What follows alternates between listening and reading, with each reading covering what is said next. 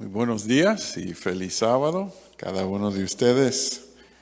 Es un placer estar nuevamente aquí en la Iglesia Hispana de Richardson. Ha sido un privilegio para mí estar estos 2 días de esta semana acá. Y he tenido la oportunidad de ir a YouTube y ver los otros temas que han dado los compañeros. Y me parece que Dios ha bendecido a través de la semana con los temas que han sido presentados en este lugar. Un cordial saludo a la hermandad de la iglesia de Calexico, por allá al oeste, y también a los hermanos de la iglesia de The Colony, acá en el área de Dallas. Ojalá que el Espíritu de Dios haya estado ministrando a sus corazones también a lo largo de esta semana. El martes por la noche yo les mencioné de que el capítulo 2 de Joel, el capítulo que miramos el martes por la noche, era mi profecía favorita del Antiguo Testamento. Y les mencioné que este día iba a compartir la profecía preferida mía del Nuevo Testamento. Y por eso, con la ayuda de Dios en esta hora, vamos a mirar de cerca el contenido de los últimos versículos de Apocalipsis capítulo 11. Pero antes de abrir la palabra de Dios, vamos a inclinar nuestros rostros solicitando la dirección del Espíritu Santo. Amado Padre Celestial, te damos gracias en esta hora de tu día santo, el privilegio de venir ante tu presencia. Gracias por el culto en el cual podemos elevar nuestras voces, dar de nuestras ofrendas, adorarte como tú mereces, como Señor de todo el universo. Señor, al abrir tu palabra en esta hora, rogamos la presencia en la dirección del Espíritu Santo, el Maestro Divino, de tal forma que las palabras y pensamientos que escuchemos no vengan de este ser humano, sino que vengan directamente de ti. Que sea 100% tu palabra. Lo rogamos en el nombre de Cristo Jesús. Amén. Si tienen sus Biblias o sus aparatos, gustan seguir la lectura, se encuentra en Apocalipsis 11, comenzando con el versículo 16. Apocalipsis capítulo 11, comenzando con el versículo 16, y dice así: Y los 24 ancianos que estaban sentados delante de Dios en sus tronos, se postraron sobre sus rostros y adoraron a Dios diciendo: Te damos gracias, Señor Dios Todopoderoso, el que eres y el que eras y el que has de venir, porque has tomado tu gran poder y has reinado. Y se airaron las naciones y tu ira ha venido, y el tiempo de juzgar a los muertos y de dar el galardón a tus siervos los profetas y a los santos y a los que temen tu nombre, a los pequeños y a los grandes, y de destruir a los que destruyen la tierra. ¿Cómo me encanta este pasaje? Está lleno, repleto de información profética. Está lleno y repleto de un vistazo del trono de Dios allá en la ciudad celestial, en el lugar santísimo, justo antes de la venida del Señor, su regreso a este mundo. Y hay varios elementos que merecen evaluar, estudiar un poco dentro de ese pasaje. 3 versículos, pero llenos de contenido profético. En primer lugar, ¿quiénes son estos 24 ancianos que están alrededor del trono de Dios? Vemos una pista ahí en Isaías capítulo 24, versículo 23.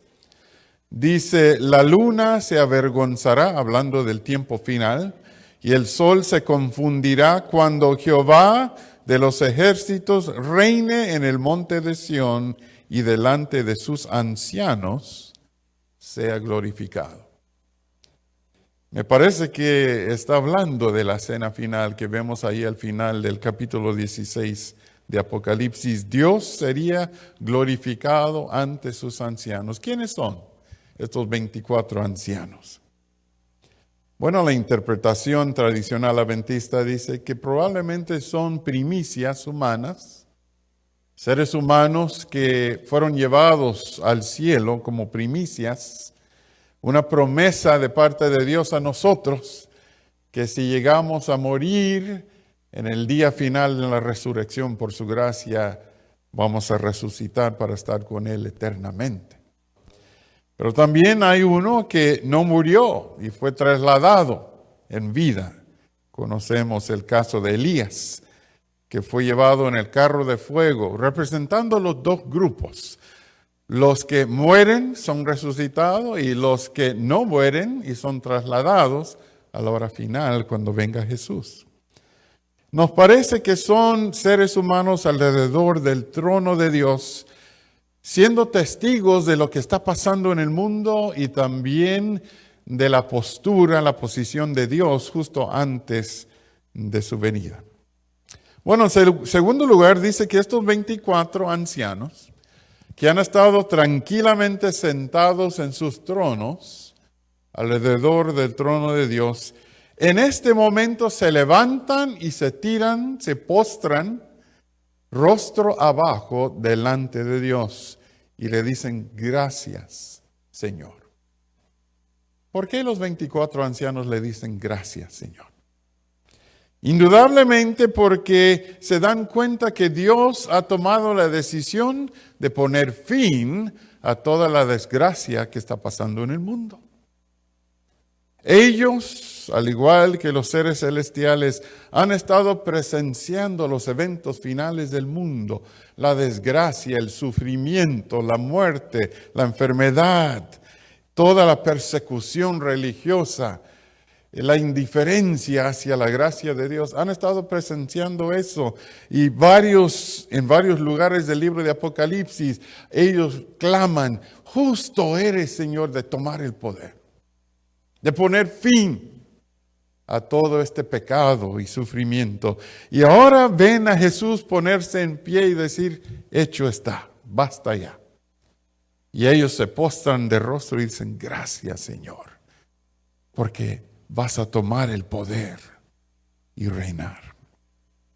En tercer lugar, vemos que es en un momento cuando dice la palabra, las naciones están airadas, agitadas, sin control, sin orden. Y vemos eso en el mundo hoy, ciertamente. No puedes prender la televisión y ver un reportaje de las noticias sin ver toda la crisis que hay en todas partes del mundo. No hay control, no hay respuesta. ¿Podría ser que en estos momentos Dios está diciendo en el cielo, basta con toda esta desgracia?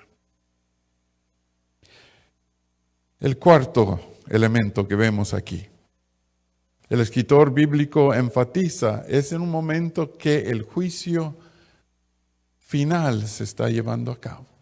Yo me acuerdo cuando era niño, adolescente, que los maestros decían, ten cuidado porque en el momento que Dios venga tu nombre en el libro y te juzga, dependiendo de lo que estás haciendo en ese momento, vas a ser salvo o perdido. El juicio final no es un objeto de temor y terror.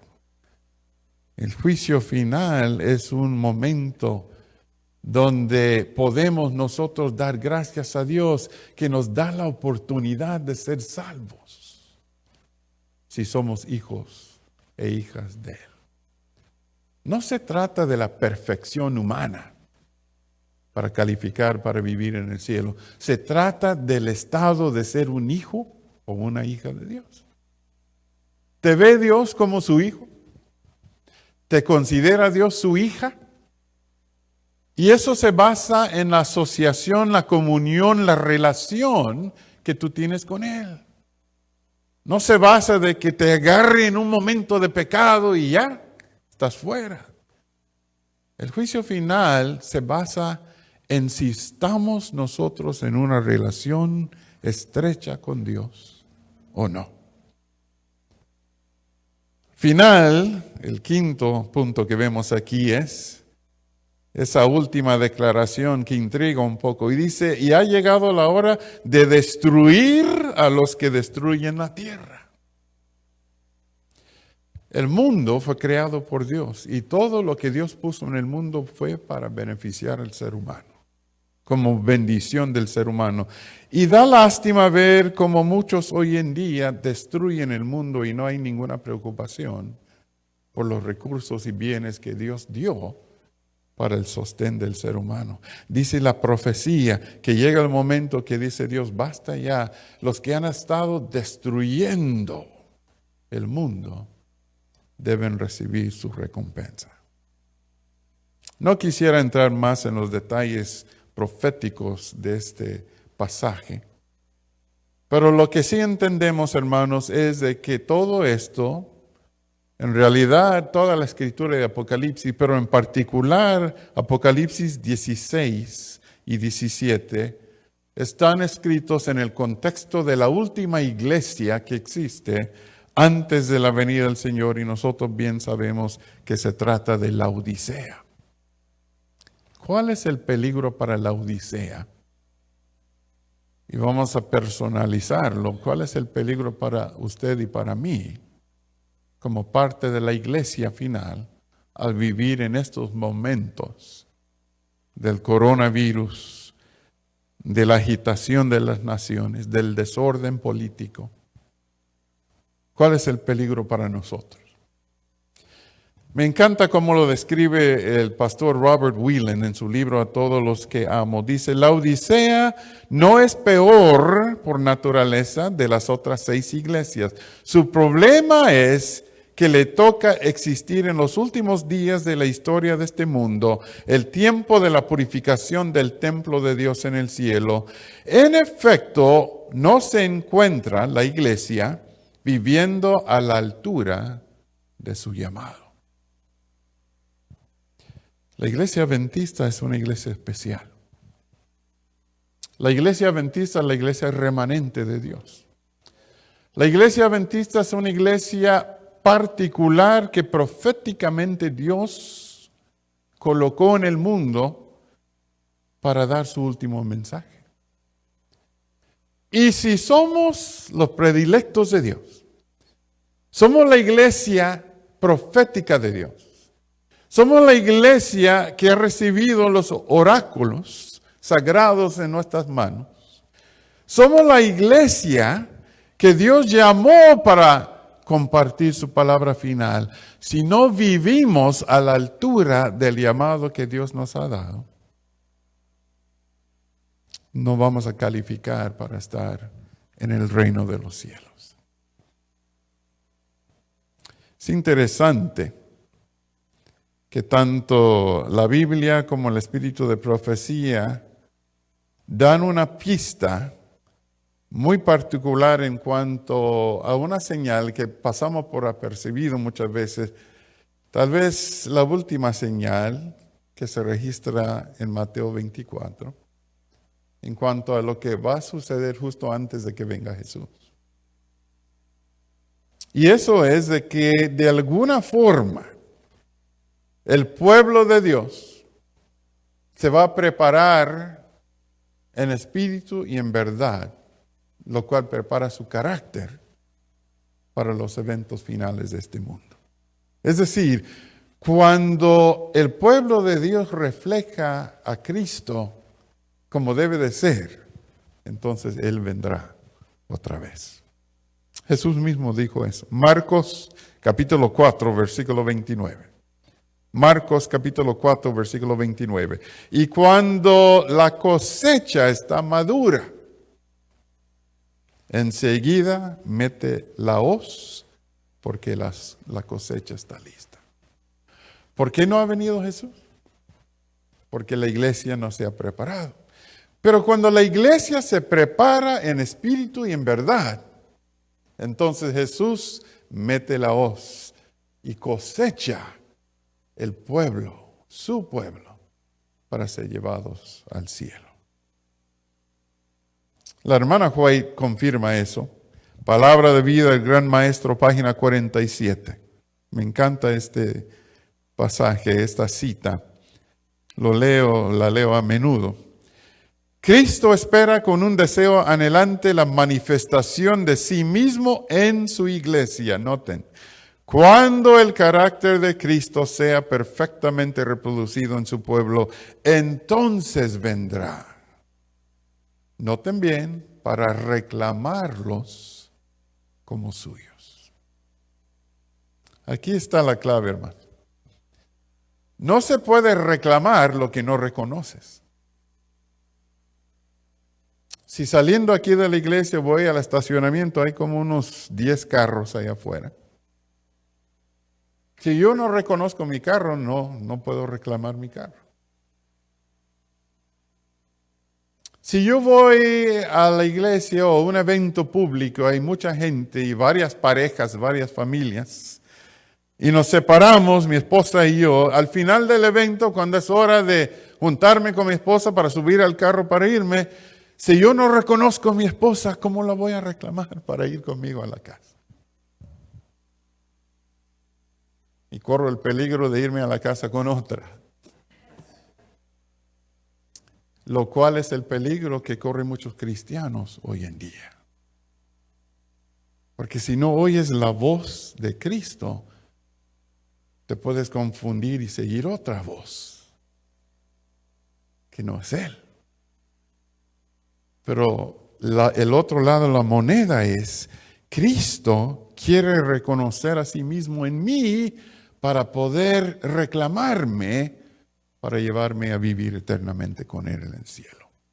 Pero si yo no demuestro los rasgos del cielo, Él sabe que no seré feliz allá y por eso no me reclama para llevarme allá.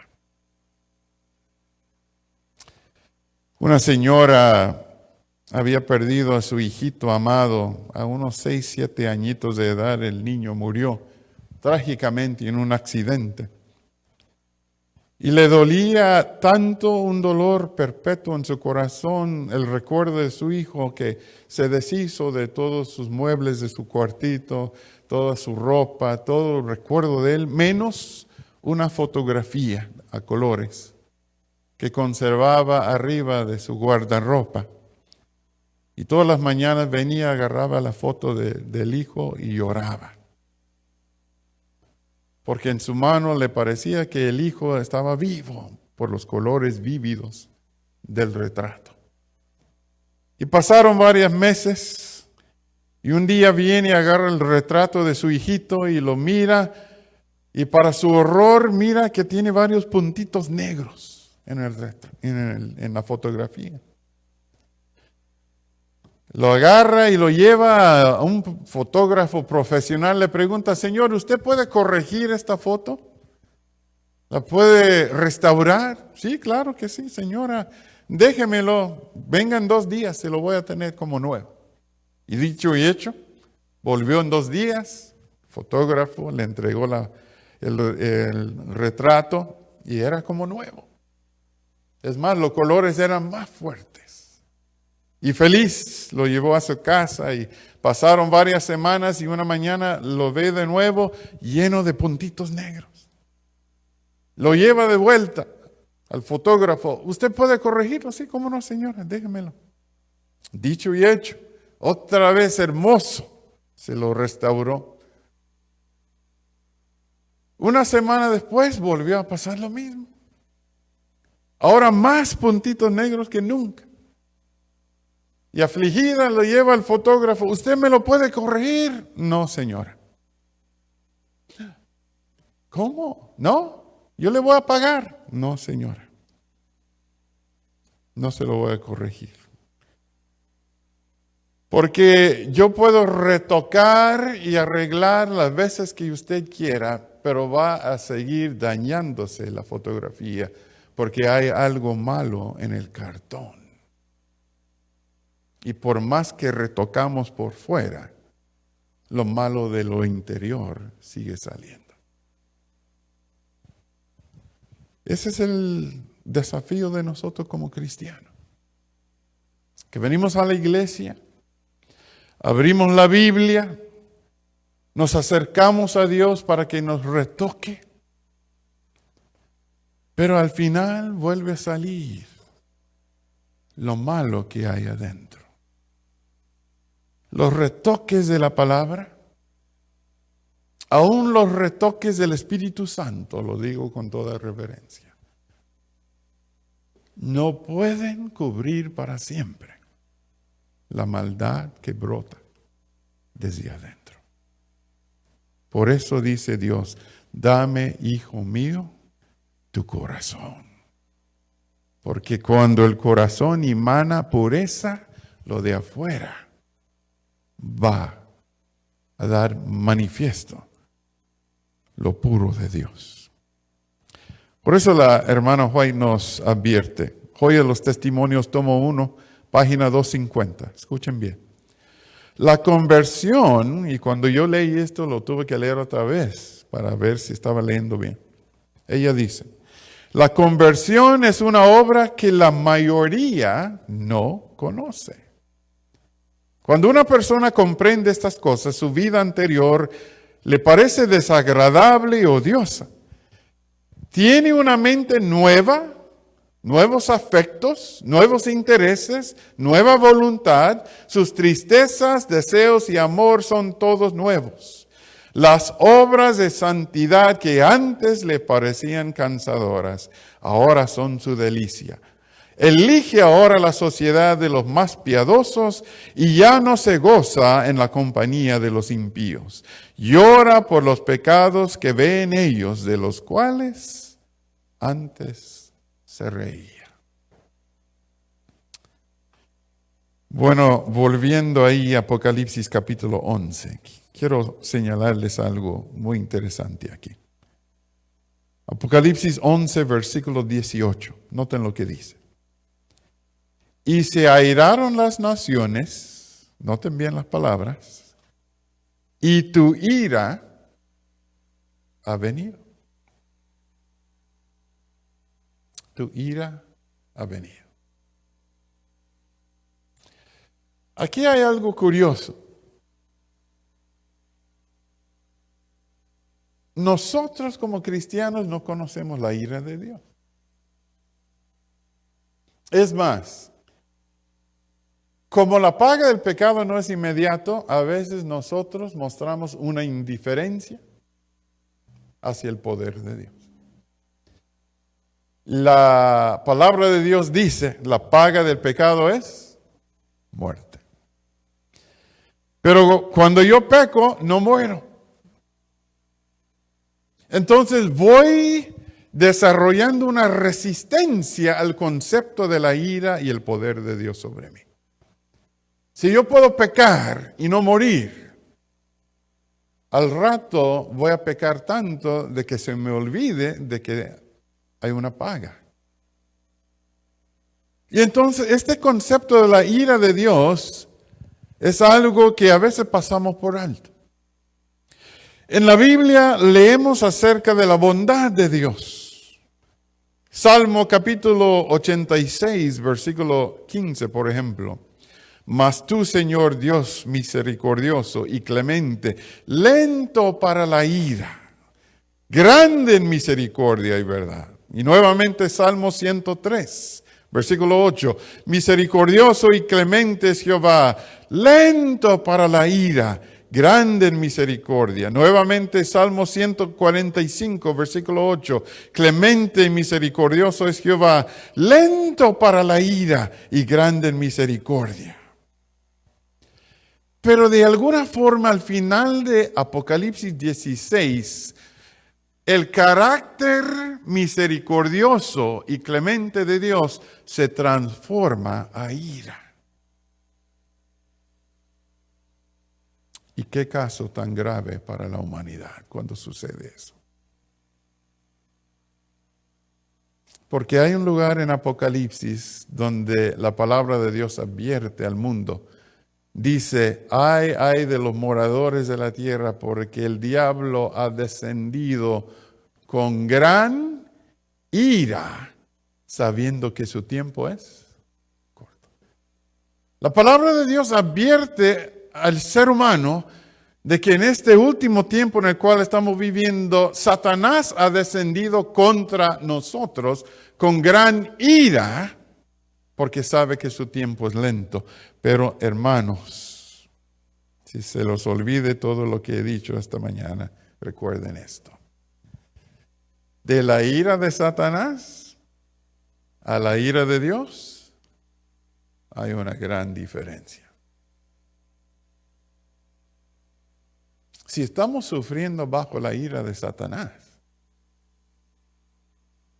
¿qué será el último momento de la historia del mundo cuando se desenlace, se descarga la ira de Dios? Porque tu ira ha venido. Jeremías capítulo 10, versículo 10, dice así: Mas Jehová es el Dios verdadero, Él es Dios vivo y Rey eterno. Frente a su ira, noten, tiembla la tierra y las naciones no podrán sobrevivir su indignación.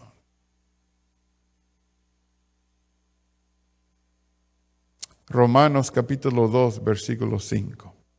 Aquí una advertencia personal para ti, para mí. Romanos 2, versículo 5. Escuchen bien. Pero por tu dureza y por tu corazón no arrepentido, noten lo que dice, atesoras, amontonas para ti mismo ira para el día de la ira y de la revelación del justo juicio de Dios. Eso no habla del mundo, habla de ti y de mí. Habla de los miembros de la iglesia, que cuando nosotros escuchamos continuamente la voz del Espíritu Santo, cuando leemos continuamente las grandes verdades de la palabra de Dios, cuando venimos a la iglesia semana tras semana, cuando nos arrodillamos para orar, y a pesar de todo eso, el Espíritu dentro de nosotros no se quebranta. Dice Pablo, te estás amontonando ira para el día de la ira. Será difícil cuando se derrame la ira de Dios contra el mundo por su indiferencia. Apocalipsis 6, versículo 17. Porque el gran día de su ira ha llegado, y noten lo que dice, ¿y quién podrá sostenerse en pie? El Señor Jesús comentó acerca de eso, Mateo 24, 22. ¿Se acuerdan? Jesús dijo, y si aquellos días no fuesen acortados, ninguna carne sobreviviría. Dios nos está tratando de decir que en las horas finales de este mundo será tan difícil que si no estamos completamente en la mano de Dios, no vamos a sobrevivir. Y aquí está la clave. Si yo no aprendo a estar completamente en la mano de Dios en los tiempos buenos, no estaré en su mano cuando llegue la hora final. Mis queridos hermanos, Dios desea profundamente que estemos enlazados, asociados, abrazados de Él para entrar en estas horas finales. Ahora, hace un instante leímos la advertencia del apóstol Pablo en cuanto a la revelación del justo juicio de Dios. Noten lo que dice la hermana White, deseado de todas las gentes, página 588. Esto es clave. Dios siempre ha advertido a los hombres en cuanto a los juicios que caerán sobre ellos. A Noé se le dijo, entra tú y toda tu familia en el arca. Noé obedeció y se salvó. Dios le dijo a Lot, levantaos y salid de este lugar, porque Jehová va a destruir a esta ciudad. Lot siguió a los ángeles de Dios y se salvó. Ahora aquí viene para usted y para mí. Así también ahora hemos sido advertidos acerca de la segunda venida de Cristo y de la destrucción final que vendrá sobre este mundo. Aquellos que prestan atención a la advertencia se salvarán. La pregunta para ti y para mí en esta hora es, ¿estamos descifrando lo que está pasando en el mundo hoy? ¿Estamos comprendiendo la advertencia de Dios en lo que está pasando en el mundo hoy? ¿Estamos comprendiendo que el mundo se está terminando y que la hora final ha llegado? Jesús mencionó en Mateo 24 todas las señales finales. Falsos cristos, guerras, rumores de guerras, tensión entre las naciones, pestes, coronavirus, hambres, terremotos, persecución, matanzas, intolerancia entre razas, culturas y sociedades, falsos profetas, tibieza e indiferencia espiritual, el evangelio predicado en todo el mundo como testimonio y la señal final, la abominación desoladora, el anticristo se manifiesta como Cristo. Estaba pensando esta semana pasada en lo que Jesús dijo, que habría una intolerancia, el amor de muchos se enfriaría, habría violencia. Y no sé ustedes, pero a mí me asombró de manera profunda lo que sucedió en el estado de Georgia hace unos días atrás.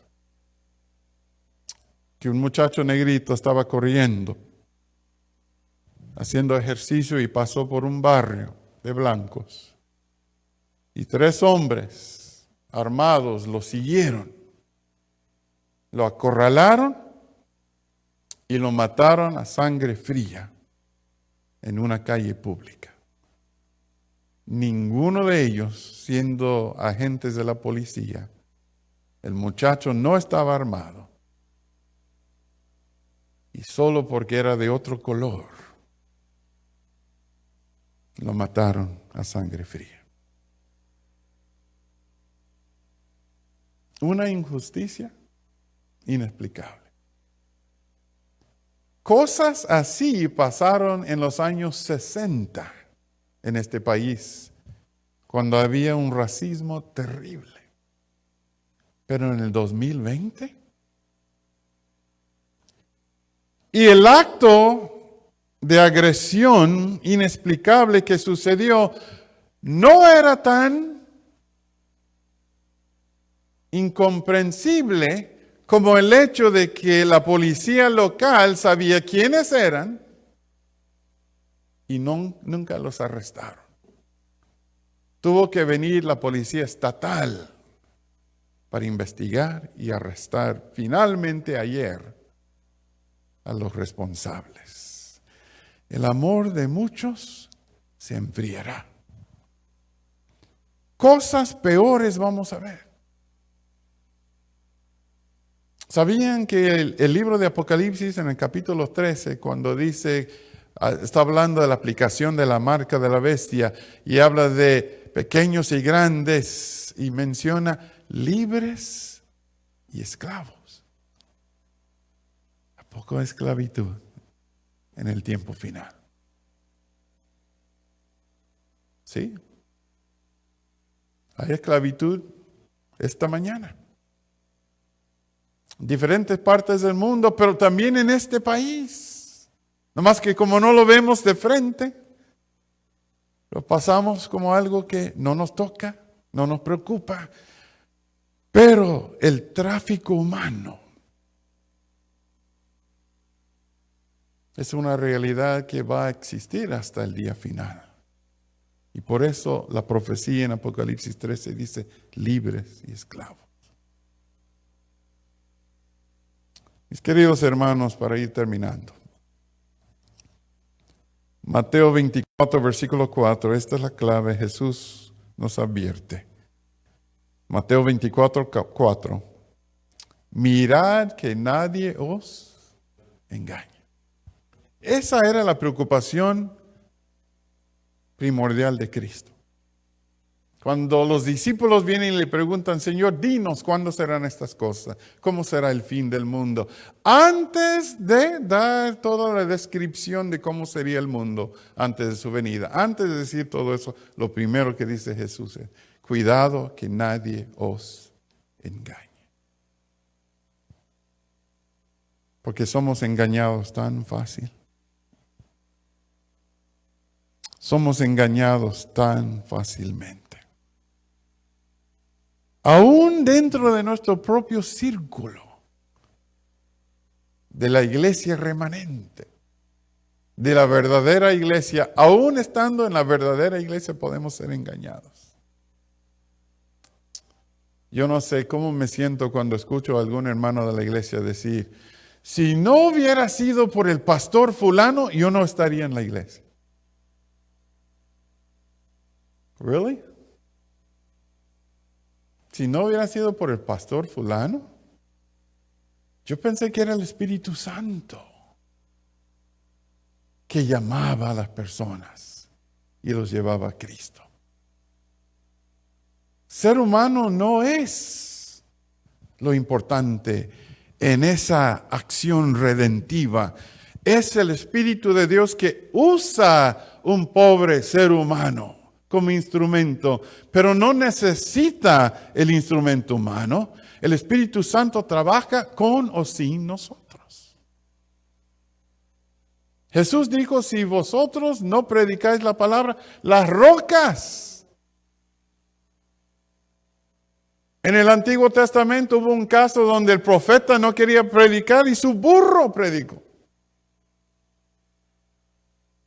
Jesús no nos necesita para compartir la palabra. Nosotros tenemos el privilegio de ser instrumentos pobres, pecadores, inadecuados. Pero no digamos, si no fuera por fulano, no estamos en la iglesia. La honra y la gloria siempre va para Dios. Y por eso el mensaje del primer ángel es temer a Dios y darle honra a Él, porque la hora de su juicio ha llegado. Sucedió un 4 de julio de 1917. Un oficial del ejército americano, Charles Stanton, se encontraba en París. El día de independencia de los Estados Unidos, pero él estaba en París, celebrando el día de independencia de los Estados Unidos, pero en París. ¿Y cómo fue eso? Bueno, era el momento, si ustedes reconocen el año 1917, que se estaba concluyendo la Primera Guerra Mundial. Los Estados Unidos, el ejército de los Estados Unidos había entrado en Francia y había librado a Francia de las tropas ajenas, conservando la independencia, la libertad del país de Francia. Y entonces, para celebrar lo que había sucedido en Francia y también el 4 de julio, día de independencia de los Estados Unidos, el gobierno americano mandó a Charles Stanton con una delegación americana a la tumba del famoso general francés Marquis Lafayette, para honrar a ese general francés muerto. ¿Por qué? Porque 150 años antes, Marquis Lafayette salió de Francia, vino aquí a los Estados Unidos para ayudar a las 13 colonias a entrenarse de una forma militar para pelear en contra de Gran Bretaña y ganar su independencia. Y para devolver el favor ahora, Charles Stanton, estaba en Francia, en la tumba de Lafayette, para honrar al hombre que ayudó a conseguir libertad para los Estados Unidos. Y ahora los Estados Unidos estaban devolviendo el favor, consiguiendo la libertad para Francia, en el 4 de julio de 1917. Y estas fueron las palabras de Charles Stanton. Parado sobre la tumba de Lafayette, proclamó estas palabras: Lafayette, aquí estamos. 150 años después, pero devolviendo el favor. Mis queridos hermanos, nosotros no estuvimos cuando Cristo anduvo aquí en la tierra la primera vez. Cuando Cristo predicó la palabra, sanó enfermos, cuando Él luchó por la justicia y la verdad en este mundo, no estuvimos. Pero hoy sí. Hoy sí estamos usted y yo. En medio de la corrupción del mundo, en medio de la crisis final, en medio de todo lo que está sucediendo en el mundo alrededor de nosotros, podemos usted y yo ponernos de pie hoy y decir: Señor, aquí estamos. 2000 años después, pero aquí estamos, listos para ser usados por ti en esta hora final. De decir lo que quieras que digamos, de ir donde tú quieras que vayamos, de hacer tu voluntad en esta hora final. Vamos a escuchar un himno para terminar en esta hora, pero mientras viene el pastor Quintero, quiero extender una invitación. Allá donde está usted. Si usted nunca ha tenido la oportunidad de entregar su corazón, su vida, su cuerpo a Jesús, esta mañana tiene esa oportunidad. Ahí donde se encuentra, incline su rostro y pide al Señor que entre de una vez para siempre en su corazón.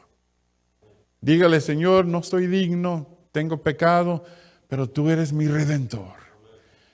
Tú eres aquel que me puede salvar de cualquiera que sea este pecado que tengo. Cuando usted tenga chance, acérquese a su pastor y dígale: yo quiero ser bautizado para honra y gloria de Dios y para salvación de mi alma. Mientras escuchemos este canto, piense en la oportunidad de dar su corazón a Cristo Jesús.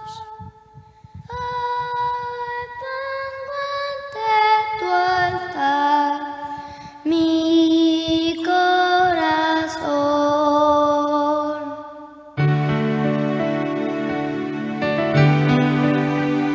Perdónanos, Señor. Límpianos, cámbianos, transfórmanos. Ten paciencia para con nosotros. Nos ponemos en tus manos. Ayúdanos a vencer los ídolos que hemos levantado.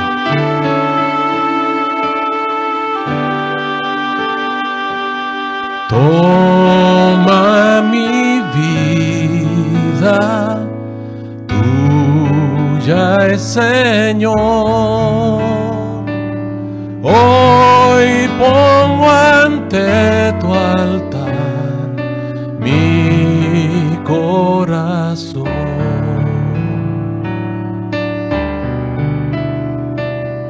Hazme obediente, ferviente y fiel.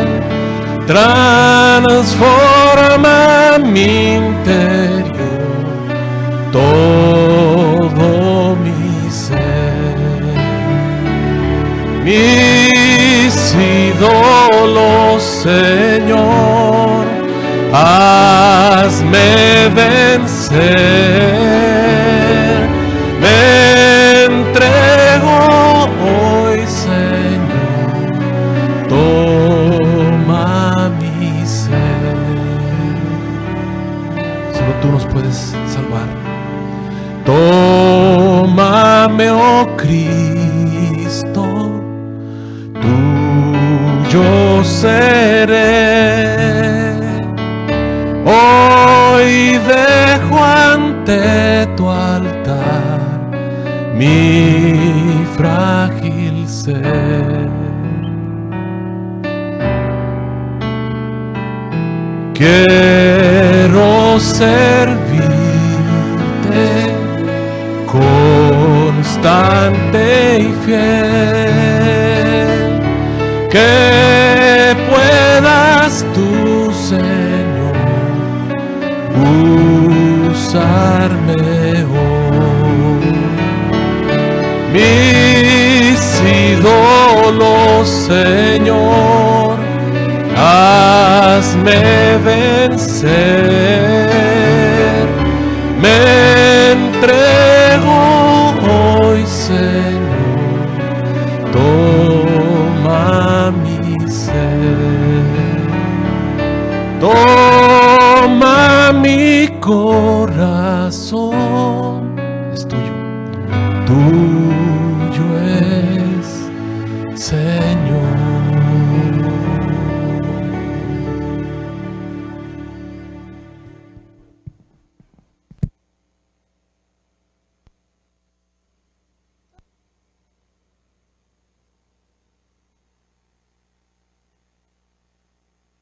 Nosotros decimos al Señor, tómame, tuyo soy. Y al salir en esta hora, al enfrentar lo que venga, en esta hora final de la historia del mundo, lo hacemos confiadamente, porque sabemos que Jesús anda con nosotros.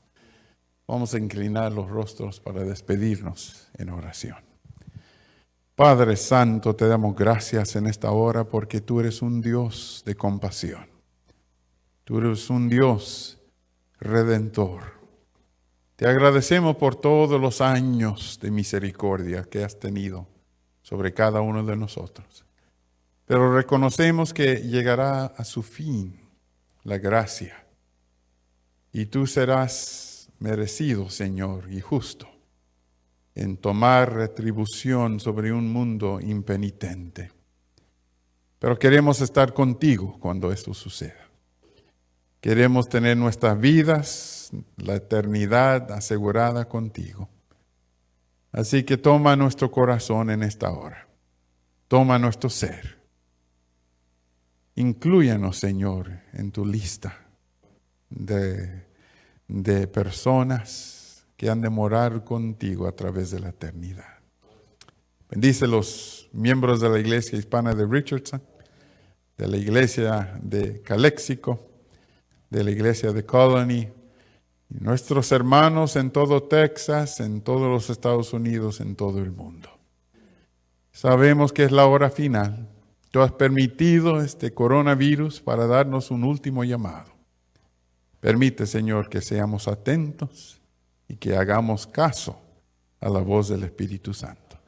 Salimos de este lugar en esta hora, pero nunca de tu presencia hasta que tengamos la dicha de vernos cara a cara.